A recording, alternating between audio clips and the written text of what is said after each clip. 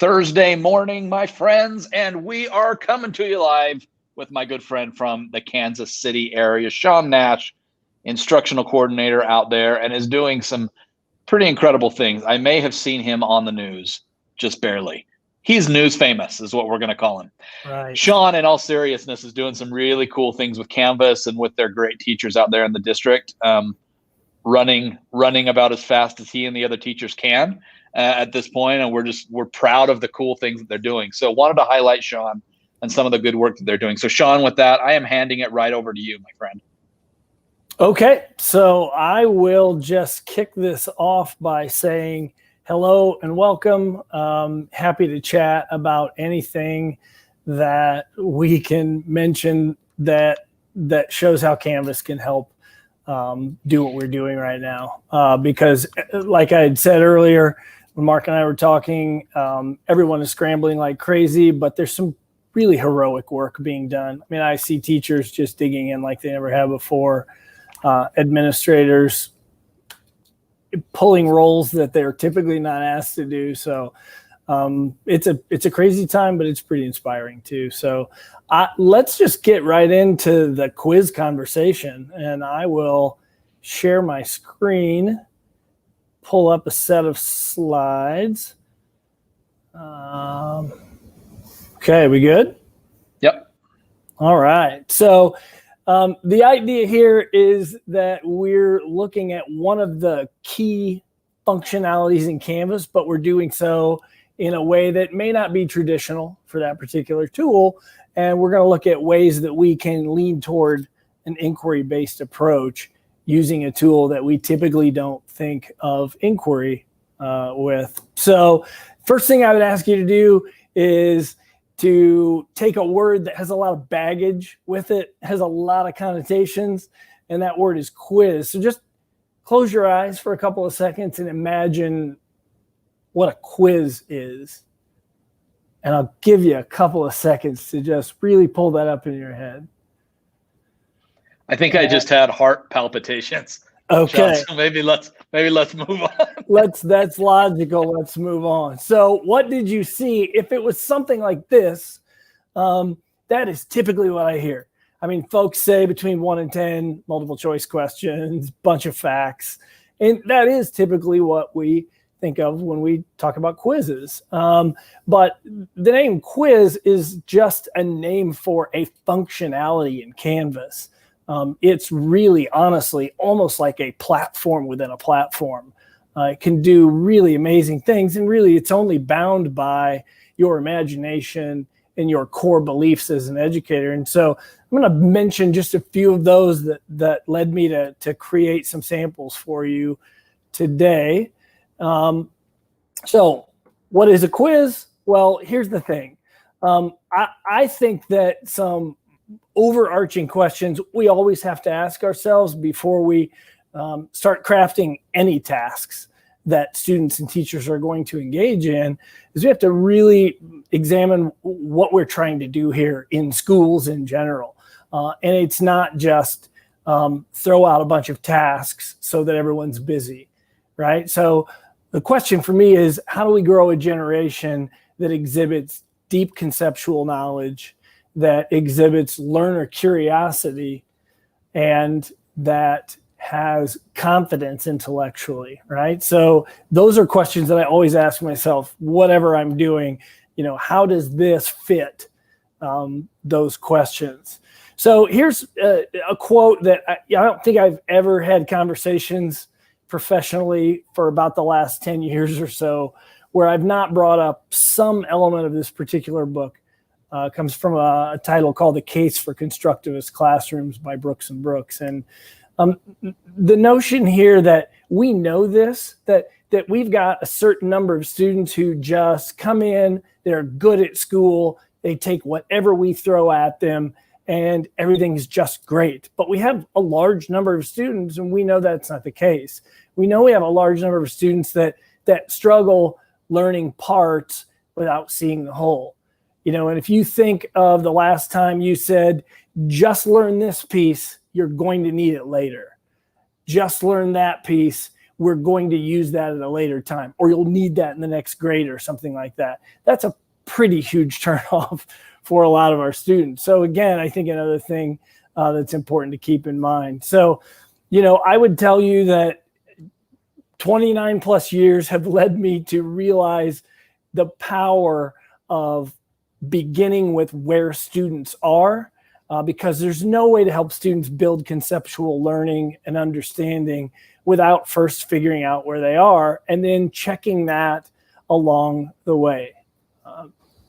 So again, when you look at the quiz that was generated in your mind, do these things do that, right? And again, I'm not saying that there's some evil thing about asking for facts at some point in the educational experience, but these are definitely opportunities for students to take a guess. They're not even writing those answers, right?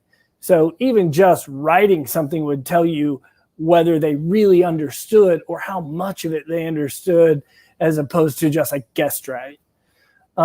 So I love this quote from the assessment reform group, almost 20 years ago now, but assessment for learning is the process of seeking and interpreting evidence for use by learners to decide where learners are, where they need to go, and how best to get there. And the only thing that I would say in the frame of this conversation about using a really rich technological tool to achieve these goals is I think it's less about seeking, and I really believe that it's more about designing. So this is all about how do we take all those little clicks and buttons and check boxes in the Canvas quizzes tool and make instructional decisions to design something where we get a ton of feedback from students that's actionable, that really tells us something about their understanding.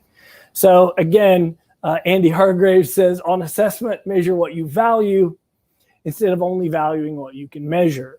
And again, that is absolutely an issue of design. So when you see the quiz tool, you've got to think beyond just multiple choice or any question type, really, where the learning ends or what you're measuring ends with those items. This is a tool that can really be used, I would even argue, as an entire lesson itself. There are a handful of words that vary in meaning so much in education, they almost mean nothing. And lesson is one of those. If we got 10 educators in the room together, we could all argue about what a lesson is. And so that's one of the things we'll look at as well. So if you decide to bug out right now and you can't make it to any of the rest of this little chat or think aloud, the thing that you want to do is go to Canvas Commons and grab this little sample module. All that is it's got these slides involved at the top of the module, and then there are 5 sample quizzes, and there's one from each of the 4 core content areas, and there is one from like a PD scenario. And really, those, I wouldn't even tell you that each one of those is a best case scenario for that content area. I just tried to show examples from multiple content areas to sort of try to connect to different ways of thinking and studying the world. But I also used each one of those to highlight something that you can do with quizzes that you might not have thought about before. And so what I want to do is just really go through a couple of those, and then I'll do just like a quick little book talk or a quiz talk about the other ones, so you'll know what you find in there. I will caution you, when you download that module into a sandbox course or something like that to play with it, make sure before you make any assessments or judgments on what's in there, make sure you click preview, because these just look different, and I can show you why that is. So, this little chat is not going to be very much of a how-to session. That's not really the role that I play too often. I mean, we all are right now, and we're all helping folks figure out what buttons to click. But no one can do better than the Canvas guides. I mean, that's one of the things that I think new Canvas users look to, as nobody does documentation that carefully and that well to make even those complex parts of Canvas be very simple step by step. So go there for sure for the how-to on Canvas quizzes. This is a little bit more about, let's see what this thing can do, and is this valuable? So here's the first quiz I want to take a look at, and it highlights something that we are doing in a lot of our science courses. So it's that notion of, in core content areas, we want to help students process nonfiction text, and we want to do that obviously to help build their understanding over time. So how can you do that with quizzes?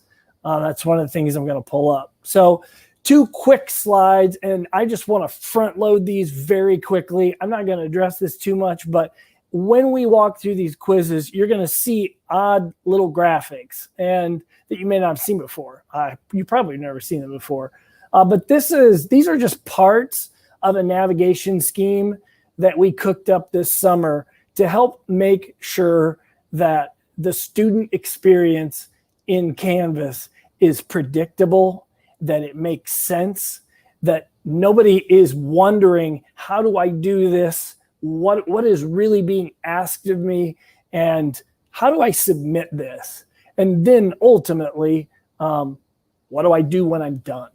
So you'll see these icons throughout there, and they're just ways to help students break up that text. And when they see things like the write icon, they know, oh my gosh, I need to write something in this task. And right after that icon is the purpose for exactly what they're going to be writing. So just examples, I wanted you to know what those look like. And again, we like to characterize for students exactly, make no mistake, how to submit this work on the thinking that you're doing, and then what do you do when you're finished. So you'll see those. So here we are inside the first quiz that I mentioned. This is from a science course. This is actually a quiz that comes from one of our science courses. So the Canvas quiz tool is the most complex of the student task tools. And so I just want to call attention to the details section and then the question section. So, in 9 out of 10 quizzes that I typically see, the details are very brief. And they say, here's what the quiz is about. You're going to see some questions and do this with it. A lot of times they will tell students things like if they can take the quiz more than once, what they're supposed to do after that, so on. And then the questions are a little bit different. So I am going to actually hit, so this is if you were to hit preview on that quiz, what you see is, in my opinion, a really, really, really important thing that we have to do when we send students off to read some expository nonfiction text. We've got to give them a purpose for the reading. And so we shift our instructions up to the top of little reading samples like this because we want them to know why they're reading. So this is actually, you're looking at in the description of the quiz. So we took the text that we wanted students to read and we just loaded that entire textbook bit directly into the description. And so here's sort of the way that plays out. You scroll down, and again, this should look and feel very much like nonfiction textbook style reading in science. All of this text that you're seeing here came with Creative Commons license directly from a great Canvas partner as CK12. So CK12 publishes everything Creative Commons, and what our teachers can do is they can find a great place to start, and then they can edit and they can remove entire paragraphs. They can change terminology to fit local standards and things like that. So again, if we're still scrolling down, you get to the bottom of the reading, and there you see the attribution for CK12. But here's the really cool thing is that reading does not go away from the page. When you scroll down, there are 3 questions that are just about, hey, I'm asking you to read something, but instead of just doing what so many of us do is read this passage, we've given them a purpose for reading. And now I'm going to set up some questions to basically establish the idea that if you got nothing out of that reading except blank, what is blank? And so that's what these questions are. They zero into those really key points. And here's the thing, it's pretty non-threatening. Again, I'm not trying to quiz them necessarily. I'm just trying to make sure that they're addressing the correct bit of text in the right way. So they can scroll right back up to the reading. They can find those answers in contextual space, and they can read for understanding. So it doesn't really stop there, because I just want to make sure that if we go into these questions, and again, now I'm switching over from the details to the questions tab. And all you have to do is hover over any of the questions, and a little pencil comes up indicating that you can edit. And so I've taken the first one here and I've clicked into edit. So what you see are the 3 potential answers. Those were very strategically put in there. Yes, there's a correct answer. And what you can see is the feedback that students will automatically get before they even go to the next task. So if they choose the correct answer, they're going to get a small bit of feedback that tells them not only, yeah, you got it right, but it's an opportunity to reinforce some ideas. And then I think the ability to do this really allows you to be very strategic about assessing what kids' understanding is, because instead of just throwing out, here's the right answer and here's some detractors, if you craft the detractors in the right way that indicate for you a possible misconception they could have after reading that part, then you can actually target the kind of feedback they need to get. And so that feedback can be in, this already, when I first saw this years ago in Canvas, I thought, oh my gosh, this is fantastic. I can give tiny bits of feedback automatically because I know where they're at if they made that choice. But if we click into those, the Canvas quiz tool, you just keep diving deeper. And so here's an example of one of the choices. And what you see at the top is the rich content editor. So you see every tool available in your instance of Canvas right here. So in fact, in the days of COVID, where I've got maybe we're all virtual, maybe we've got some of our students face-to-face in the classroom, and some of our students are at home learning along on these tasks. Never before has it been more important to be able to put your face and be a human to kids. So right here in this response, if I wanted to do something more than just typing out that question or that response, I could click straight into record video. Or in our district, we use Studio. We can't imagine Canvas without Studio. And we would just invoke Studio right there and talk to the students.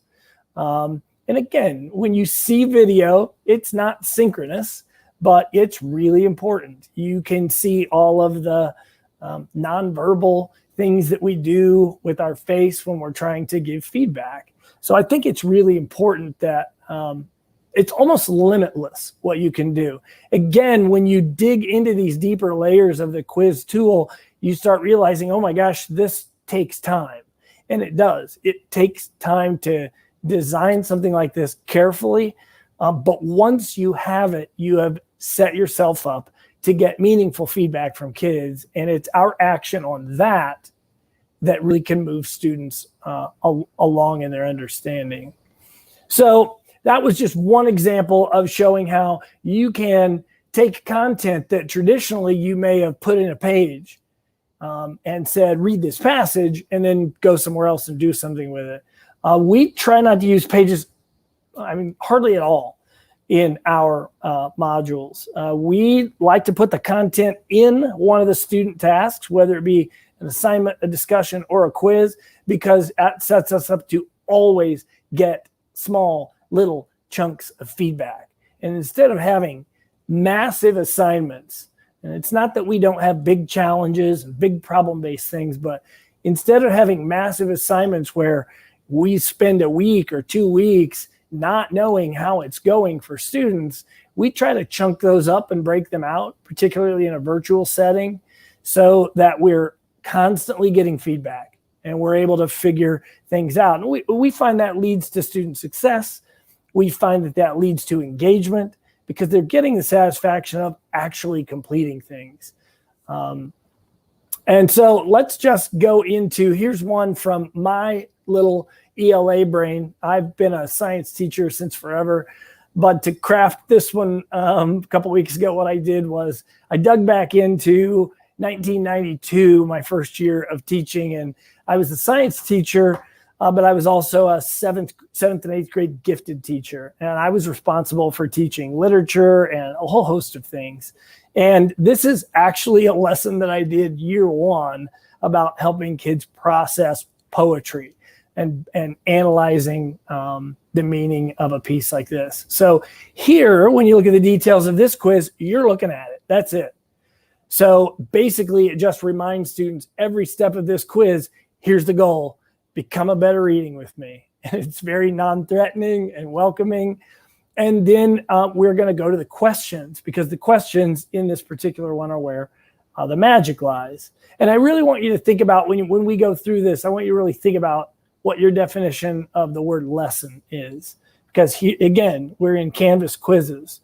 So one of the other design decisions I wanted to call out here, you'll notice that instead of scrolling down the page here, I made the decision to only show one question at a time, because this particular experience builds.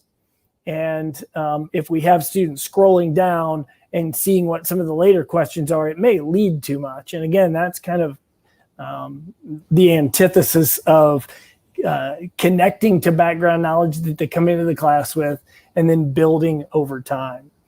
So here we go. This is quiz item number 1.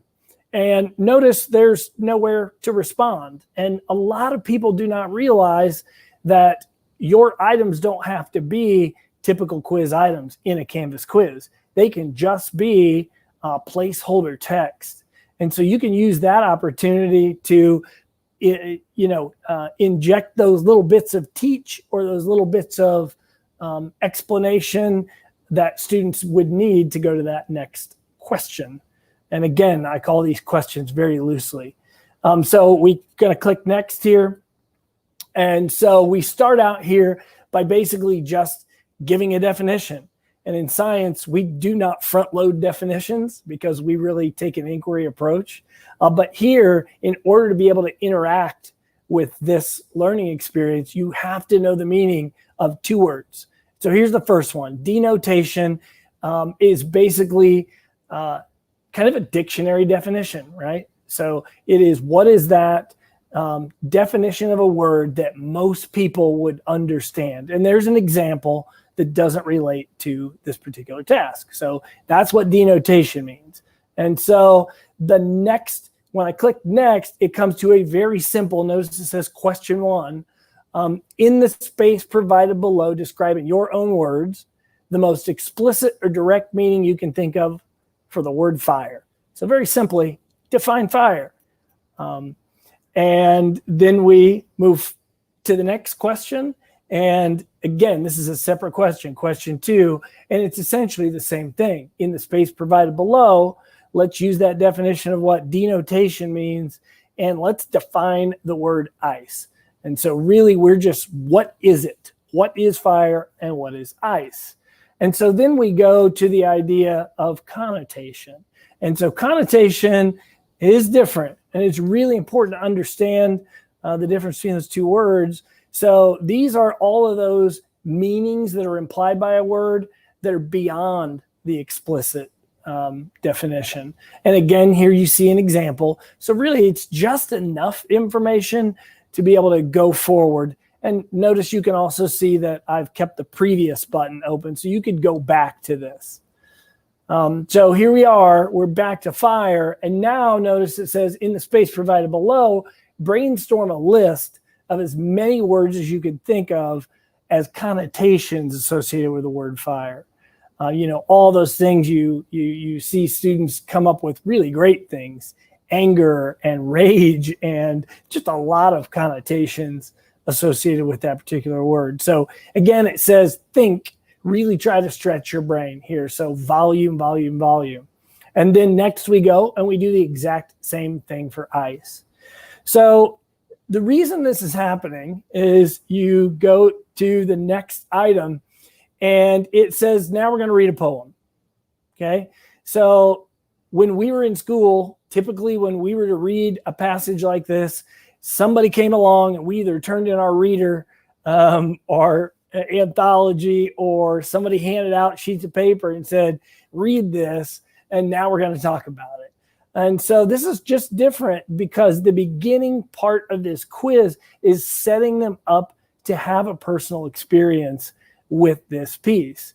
And so, we tell them, here's what's going to happen. We're going to take a look at this poem.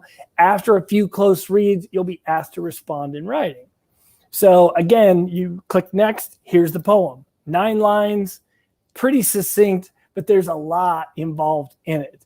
So now when I'm looking at the differences between the denotation that words carry and the connotations that words carry, I can get way more into what's going on in this particular piece. So if you scroll down the page there, you'll see that now I have instructions. So we're going to read this, but here's how you're going to read it. This is the purpose for reading it. And then down below, you're going to write a response. And so that's where, depending on the proficiency of students, depending upon grade level, you can put, helper sentence stems. Here's some ways that you could go about this, or maybe you don't put anything in there at all. So students will write that response about the poem. And then what happens? Are we done? Are we finished? To me, that was an opportunity to go, hey, well, I've got you right here in the same task. This poem was written in 1920. And wouldn't it be cool if we could listen to the actual author read the words? So now we're giving some expository information. I didn't front load those things because that just doesn't line up with my philosophy. I want to engage them from what they're coming into the class with, from what their experiences are, and slowly help them build those and realize that they're building their understanding over time. So down below, it just asks students, what do you think? After hearing him read the poem in his own voice, I tested this with my 11 and 13-year-old, and they said, oh my gosh, he reads it very differently. Like, he's very direct and quick, and he doesn't pause where he should. And he doesn't emphasize it quite the way. It's a very powerful poem. So, that's the way it works. I would never have somebody hear the author read the work before you read it in your own head. And so then, just respond quickly on that, and then you move forward. And so now I took the opportunity to go out and find a really great cinematic piece where someone had taken those same 9 lines and put in impactful music and imagery. And it's got all the emphasis, and it has all the pauses, and it's just a different look. So down below, it just asks, what do you think of this particular perspective on the poem? How is it different from or similar to your perspective? What are some of the things that contribute to your perspective, and how might you approach the reading of poetry after this experience? Again, metacognitive things, right? So thinking about your learning, how is this working for you? And again, stop and think. All of this feedback is going to come into SpeedGrader for that quiz. So in just a snapshot sitting there, you're going to see not only what the students' responses were, but how they grew over time in one single task. And so then here's question 8, and we're almost finished with this one, but this is the teach part. And I have not taught anything to do with ELA for a long time. If I had, and I were teaching an English course, this would be my opportunity in a hybrid or virtual setting to do my teach right here. I would just turn on Studio and talk to kids, and I would walk them through, did you think about this? Did you think about that? He also did this. So I think when we can't create those kinds of things, well, let's stand on the shoulders of those who've gone before us. And I grabbed this really great 2.5-minute teach about that poem from St. Clair English and Film Studies. So it's fantastic. And then we ask again at the bottom, what do you think? Are you now perhaps a better prepared reader for the next page of text you dive into? In what ways? So we're giving students the opportunity to tell us how they're developing as a reader. And, excuse me. And then the next step, and this is really the final step, is, okay, now that we've built those skills, let's go out and do it on our own. So notice the choice tab, pick something, grab a poem from somewhere else. Here's one suggestion. I linked to the teen collection from Poetry Foundation, and it says in the space below, either return with a link to the poem you chose, or if it's a short poem, paste it in there. And using those two words, denotation and connotation, tell how you were, it should say able, to make meaning of the poem. So again, that's one pathway through that. But here's a quote from Caroline Thomas: "Assessment is today's means of modifying tomorrow's instruction." So in one quiz, in one task in Canvas, I would be able to see not only where students are, but how they were able to process through that series of very short, informative experiences. Sean, how often are, there are, as you can imagine, educators who are going crazy over how cool this is, which I'm thrilled about. Some of my favorites. So Sharon on YouTube said, "Okay, quizzes is cooler than I thought it was." Yeah. Aaron says, "Great idea so far. Really like the idea of using quizzes in new ways." Christy on Facebook says, "It's like a slide deck without the slides, which embeds questions within quizzes."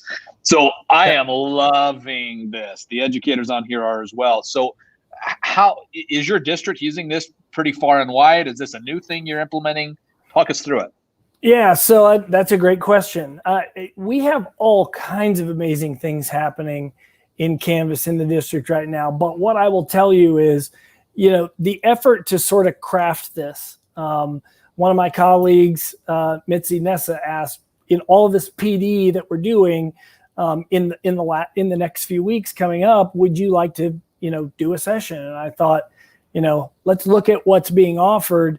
And one of the suggestions was, how about picking one of the tools in Canvas? And I thought, let's grab one that I think we have a lot more potential with. So no, I would not tell you that we have courses that are just littered with this sort of version of using quizzes or this approach. We are using teaching lesson sequences very much like this, but typically task to task to task. And there are times that you would want to do that. But this is just an opportunity to dig into all the little crevices and corners of quizzes and see what can this thing do for us in just one single task. So it was meant just as a kind of a proof of concept, and throw that out as a module and point people to it and say, download it and reverse engineer these. See what you think. Is this something that you could utilize in your world? So cool. Okay, keep going. I'll stop interrupting. Hey, anytime. So again, I love this quote. Anytime that we're talking about assessment, learners need endless feedback more than they need endless teaching. Well, that's great. But if that's what they need, we have to design scenarios for us to get endless feedback and to give them endless feedback. All the feedback that we do that's not based on what kids are understanding and learning is like just in case feedback.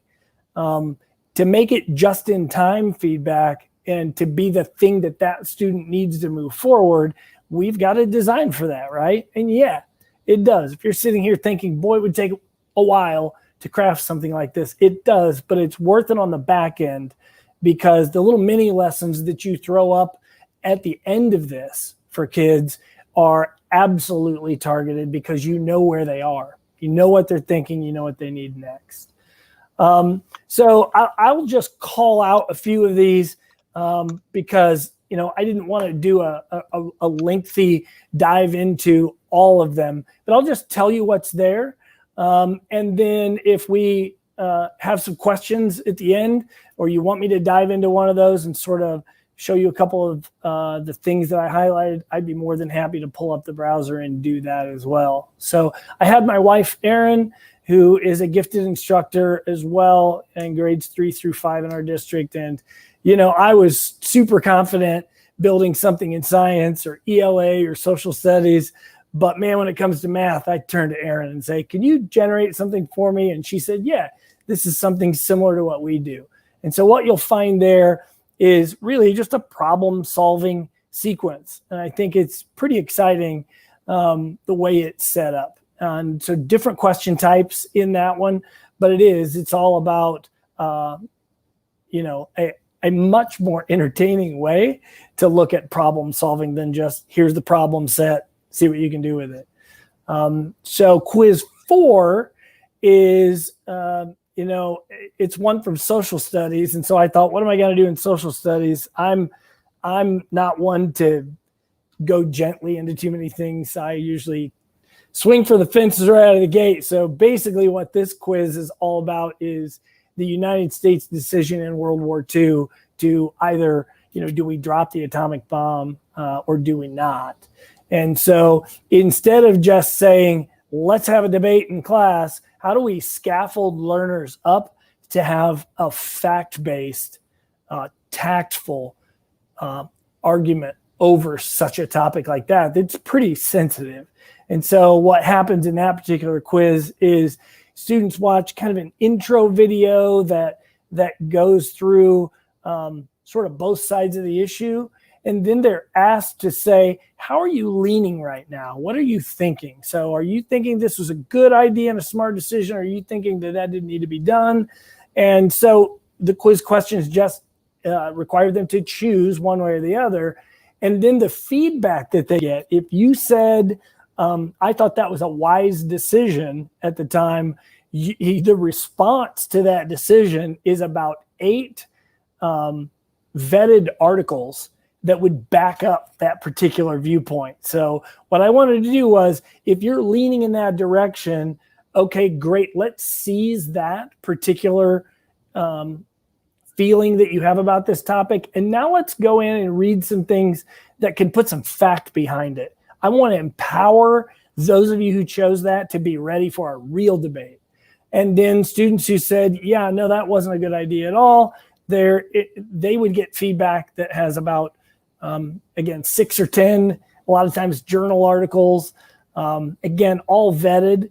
And so if you can imagine, the next task in the module would be a discussion thread where the teacher would facilitate an informal debate.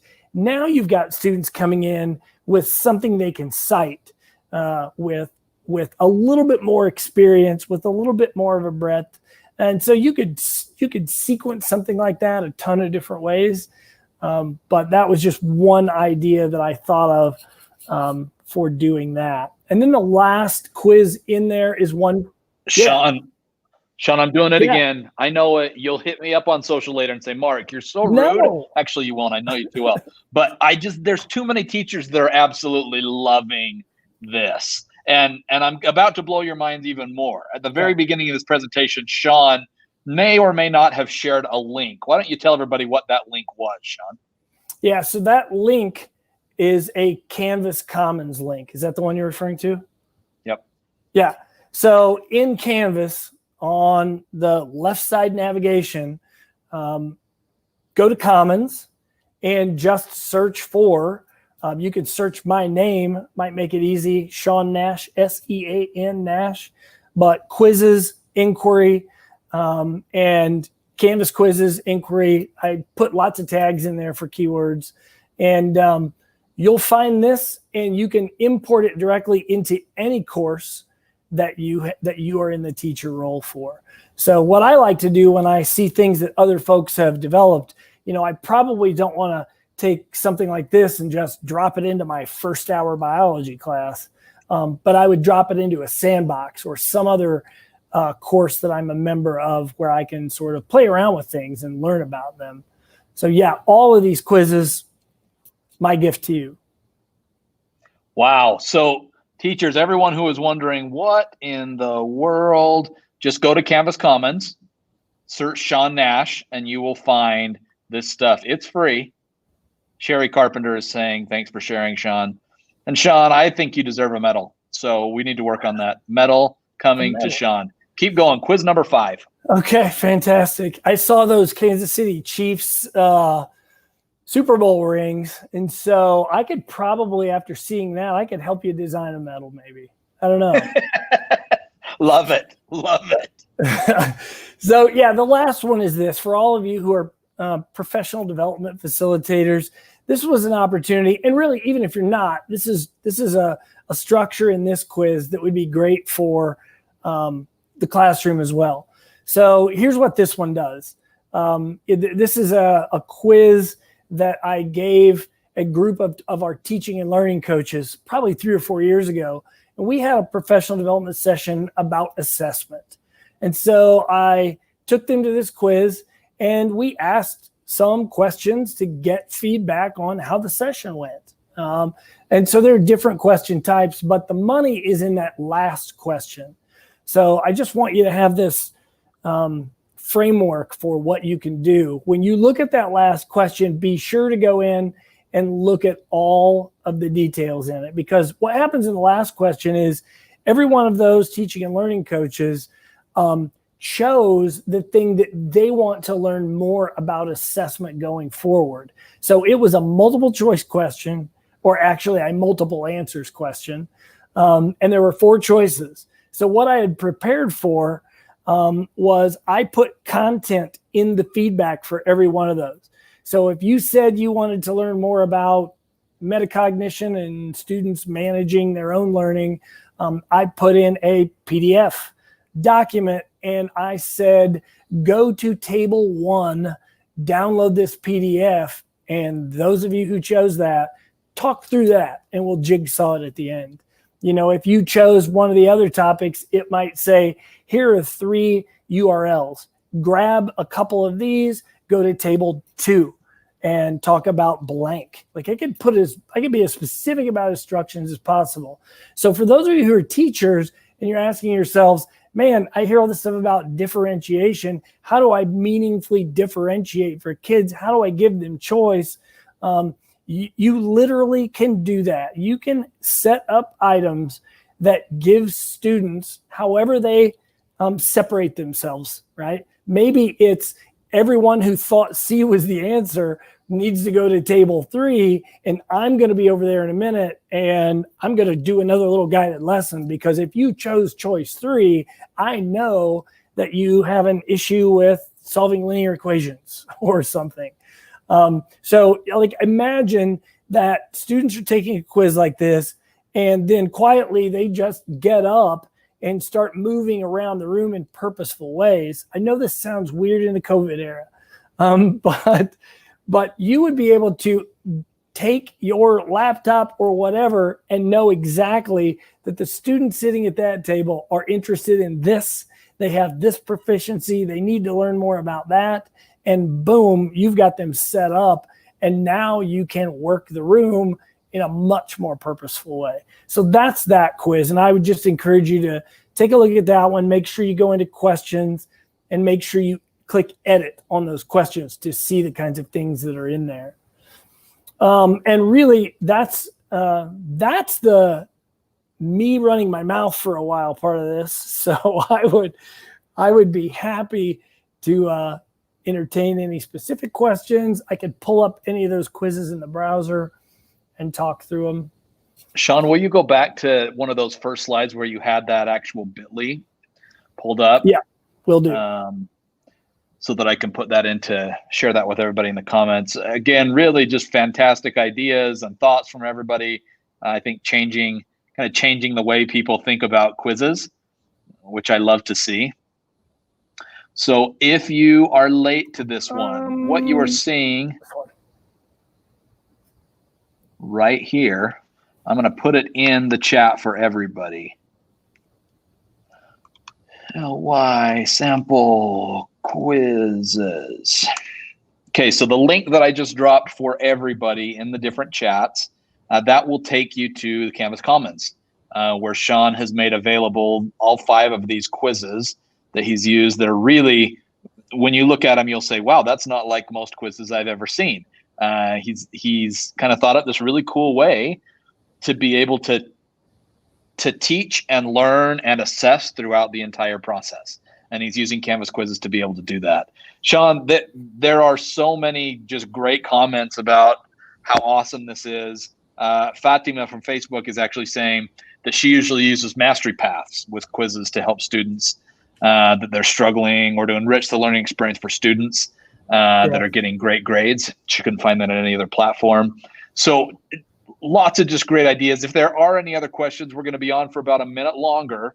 Andy King from YouTube is saying exceptional job as always. Thanks for sharing, Sean. Sharon is saying, wow, these are great. Thank you. Sean definitely deserves a medal, my friends. I think it's pretty clear, Sean. Me and Sean were talking about multiple different sessions, and as soon as we hang up here, I'm going to make Sean open his calendar and tell me when we can get him on again, because I've known him for a while socially, and he's just a good guy. We're excited to have him here. Everybody, as always, we've got 100+ of these videos, whether it's how to use modules, how do you use quizzes, how do you use quizzes in a new and redefined way like Sean just taught. There are a myriad of resources on the internet, on YouTube, on the Commons to help you get through things. So go use them, please. Reach out to me if there's any questions.